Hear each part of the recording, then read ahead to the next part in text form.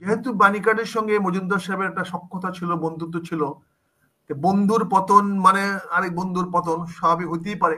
কিন্তু আওয়ামী লীগ বিএনপির একটা পরম চরম প্রতিপক্ষ, এটা তো ভুলে গেলে চলবে না, বিএনপি কখনো ভুলবে না।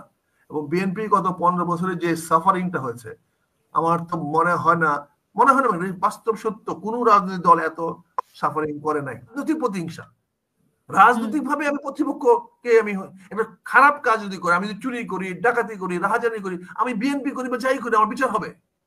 কিন্তু রাজনৈতিক কারণে আমার নামে মিথ্যা মামলা দিয়া, পুলিশকে সাজায় দিয়া আমাকে সে মামলা করবে, সে যে সরকারই করুক, ইউনূস সরকার যদি করে, সেটা তো গ্রহণযোগ্য হবে না।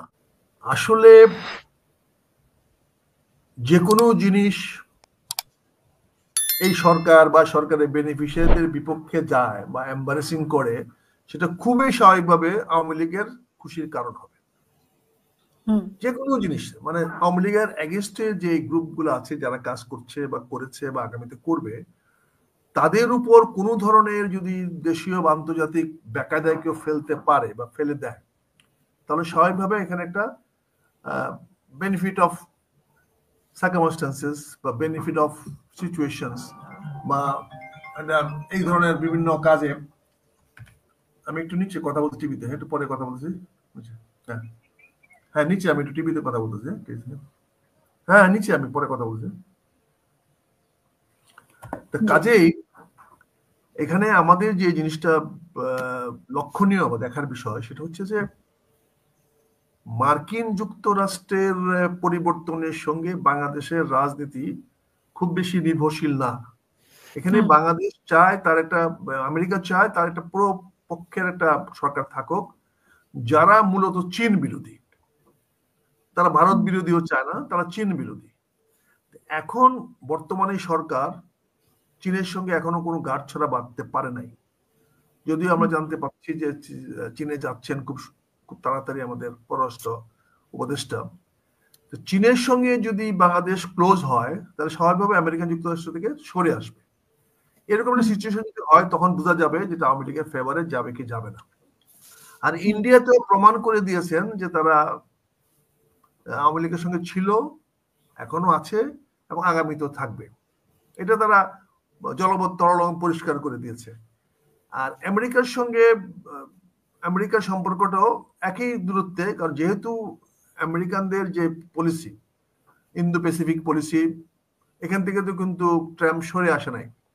আর ইন্দো প্যাসিফিক পলিসিটা ঠিক বাইডেন সাহেবের পলিসিও না, এটা কন্টিনিউশন অফ দ্য আমেরিকান এই জিও পলিটিক্যাল স্ট্র্যাটেজি বা এশিয়ার এখানে বা প্যাসিফিক, ইন্ডিয়ান ওশিয়ানস এবং বে অফ বেঙ্গলকে সিকিউর করার জন্য আমেরিকার যে স্ট্র্যাটেজি, সেই স্ট্র্যাটেজি অনুযায়ী আমেরিকার ফ্রেন্ড হলো ইন্ডিয়া।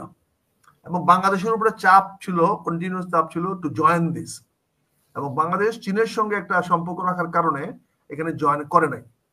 এবং ডক্টর করিমুল্লাহ সাহেব আরো ভালো বলতে পারবেন, ওনার কাছে আরো অনেক বেশি নলেজ আছে, ওনার তথ্য আছে যে কে কার পারপাস সার্ভ করতেছে।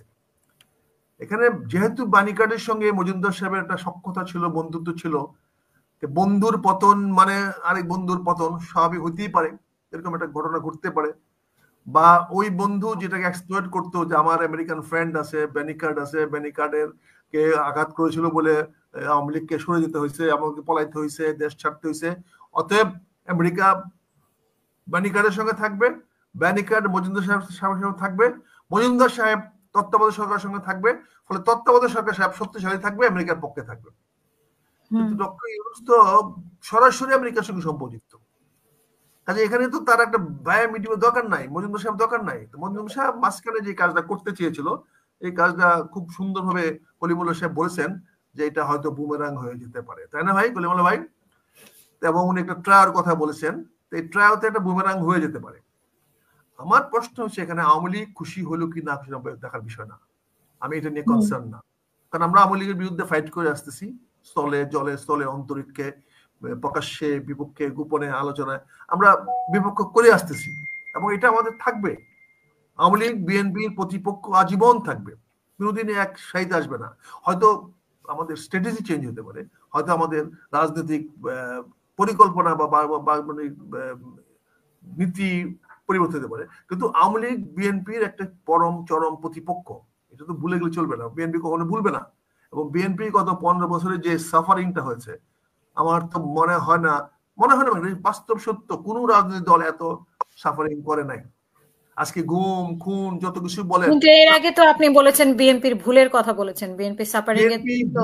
ভুলের জন্য সাফারিং হয়েছে। কারণ বিএনপি তো বারবারই বলে আসতেছি, বিএনপি তো এই ফাইটটা 2008 সনে করতে পারতো। সেই হুম, ফাইটটা 2008 সনে আন্দোলন করতে পারতো, 2008 সনে বয়কট করতে পারতো, কিন্তু ভুল করেছে। 2014 সনের নির্বাচনে গেছে, 8 সনের নির্বাচনে গেছে, আমাদের গিয়েছে। বিএনপি তো সেটা করে নাই, কিন্তু বিএনপির প্রতিপক্ষ তো আওয়ামী লীগ, হুম। এটা তো বঙ্গরা জানে। আমি ভুল করেছি বলে আওয়ামী লীগ সুযোগ পেয়েছে, আমাদেরকে দাবায় রাখতে পারছে, আমাদেরকে 15টা বছর তারা এই নির্যাতন নিপীড়ন করতে পেরেছে। কাজে আজকে আমি তো আওয়ামী লীগ তো আমার পক্ষে আসবে না, আমি আনবো না, এবং আওয়ামী লীগ আমার তো প্রতিপক্ষ। কিন্তু তাই বলে রাজনৈতিক ভাবে আমি প্রতিপক্ষকে ধ্বংস করে ফেলবো, এলিমিনেট করে ফেলবো, সেটা হবে না। দেখেন কি সুন্দর একটা জিনিস করেছে ট্রাম্প, কিন্তু এত কিছু আপনি তো করার এক পরেও। সময় আওয়ামী লীগের খুব প্রশংসা করতেন, বিশেষ করে শেখ হাসিনা। আমি তো শেখ হাসিনা পছন্দ করছি, শেখ প্রাইম মিনিস্টার ছিল, সে তো ট্যাক্টফুলি 15 বছর ক্ষমতা থাকতে পেরেছে। এবং শেখ হাসিনা তো রিট্রিট করেছে যুদ্ধক্ষেত্র থেকে সরে যাওয়া, এটা তো যুদ্ধের একটা অংশ। হুম। শেখ হাসিনার তখন সম্ভাবনা আছে, could come back to the power, সে সম্ভাবনা টিকে রাখছে সে। Sheikh Hasina has played a কিভাবে? ভেরি উনি তো ভেরি। পালিয়ে গেছেন, উনি কিভাবে আরে ফেরত ভাই, আসবেন? রাজনীতিতে যুদ্ধে তো পালিয়ে তো গেছে, অনেক লোক যুদ্ধক্ষেত্রে পালিয়ে গেছে, তারা আবার ব্যাক করে নাই। রবার্ট লু কি ব্যাক করে নাই? কিন্তু উনি তো গণহত্যার সাথে ছিলেন, ওনাকে মানুষ গ্রহণ আর করবে? থাকুক গণহত্যা, গণহত্যা তো কোন সরকার গণহত্যা করে না? কে করে না? কোন সরকার অতীতে করে নাই, বর্তমানে করে নাই, ভবিষ্যতে করবে না? বিএনপি কি করছে করছে এরকম গণহত্যা? আর বিএনপি বিএনপি করছে মানে কোন ইতিহাস আছে? সরকার করে নাই? র্যাব তৈরি করছে কে? আপনি ডাইরেক্টলি প্রশ্ন করেন কেন? আপনি এগুলো বুঝতে হবে না? সরকার মানেই তো জনগণের একটা অংশকে দাবায় রাখতে হবে। যে সরকার এখনো করতেছে না, এখন সরকার দাবায় রাখতেছে না, এখন মব জাস্টিস হচ্ছে না, এখন মানুষকে ধরে আইনা বিচারের নামে অনেক নিরীহ মানুষকে কি করা হচ্ছে না? এখন কি সারা বাংলাদেশে কি পুলিশে টেলিফোন করে, ডিবির থেকে টেলিফোন করে, ভাই ও মানুষকে, সাধারণ মানুষের কি অবস্থা বলেন তো, চুরি ডাকাতি দিস। তো এগুলোকে দমন করতে হবে, তো সরকারের দায়িত্ব দমন করতে হলে করতে হবে। কিন্তু রাজনৈতিক প্রতিহিংসা, হুম। রাজনৈতিক ভাবে আমি প্রতিপক্ষকে আমি একটা খারাপ কাজ যদি করি, আমি যদি চুরি করি, ডাকাতি করি, রাহাজানি করি, আমি বিএনপি করি বা যাই করি, আমার বিচার হবে। কিন্তু রাজনৈতিক কারণে আমার নামে মিথ্যা মামলা দিয়া, পুলিশকে সাজায় দিয়া আমাকে সে মামলা করবে, সে যে সরকারই করুক, ইউনূস সরকার যদি করে, সেটা তো গ্রহণযোগ্য হবে না। কাজে প্রধানমন্ত্রী শেখ হাসিনাকে আপনি যাই কিছু বলেন, এখানে দেখেন সাবেক শেখ হাসিনা নিরাপদে কেন যেতে পারলো ইন্ডিয়া। সাবেক প্রধানমন্ত্রী। আমি তো প্রধানমন্ত্রী বলে নেব, শেখ হাসিনা বলছি। হুম। আমি প্রধানমন্ত্রী শেখ কেন? হাসিনা বলবো, আমি প্রধানমন্ত্রী শেখ হাসিনা কেউ যদি বললো পালায়া, যদি বলে পালায় গেছে, সে পালায় যায় কেউ হেলিকপ্টার দিয়া, পালায় যায় সেনাপ্রধানকে সাথে কাছে লইয়া নিয়া, কেউ পলায় যায় কেউ জানাল ফানাল নিয়া। এটাকে বলে উইথড্র। আমি যুদ্ধক্ষেত্র থেকে উইথড্র করে চলে আসলাম, রিট্রিট। সে রিট্রিট করেছে, রিট্রিট করে নিরাপদ ক্যাম্পে চলে গেছে। এখন সে আবার তৈরি হইয়া আবার আসবে, শুড কাম এগেইন। পারবে কি পারবে না, সার্ভাইভ করতে পারবে কিনা, আবার আসতে পারবে কিনা, that is a history will decide, আগামী দিন ডিসাইড করবে। কিন্তু আসার সম্ভাবনা সে সৃষ্টি করে গেছে। such an clever and such an cunning prime minister ছিল, এবং such an efficient prime minister ছিল। এবং দেখেন সে প্রচন্ড ক্রাইসিসের মধ্যে সে কি সুন্দর সেনাবাহিনীকে নিয়ে, বিমান বাহিনীকে নিয়ে, এয়ারফোর্সকে নিয়ে, প্লেন নিয়ে, হেলিকপ্টার নিয়ে কি সুন্দর চলে গেল, এবং তার জন্য ইন্ডিয়ান ওপেন করে দিল, প্রোটোকল লাগলো না, ভিসা লাগলো না। Is it not, is it smart game? এখন আপনি শেখ হাসিনার পক্ষে, শেষ তো প্রায় বাইচে গেছে, তার সমস্ত নেতা থেকে বাঁচিয়ে ফেলেছে।